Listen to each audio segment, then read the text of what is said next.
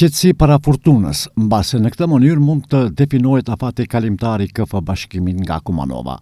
Pas një letargjie verore, kumanovarët brenda 24 orëve shpërthyen me disa përforcime, gjë që kanë gëzuar tejmasje opinionin futboldashës të Kumanovës dhe jo vetëm. KF Bashkimi në faqen zyrtare në Facebook deri tani ka prezantuar mbi 10 futbollistë, duke zyrtarizuar transferimet e Mal Yunusit, Claudio Martinez, Julian Kaplanaj, Gabriel Tenlep, Andri Stafa, Antonio Maimona, Fauzi Jahaja, Bilal Iseni, Teodor Mirçevski dhe Andrej Ljubevski. Por jo vetëm kaq. Nga KF Bashkimi thonë se kjo është vetëm goditja e parë dhe ende nuk ka përfunduar asgjë, pasi kumanovarët janë duke ndërtuar një skuadër që premton shumë.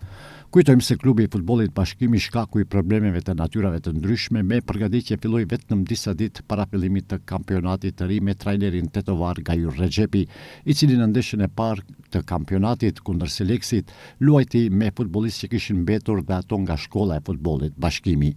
Pritet që të shtunën kundër Tikveshit KF Bashkimi të del me një formacion krejtësisht tjetër dhe me lojë që premton shumë.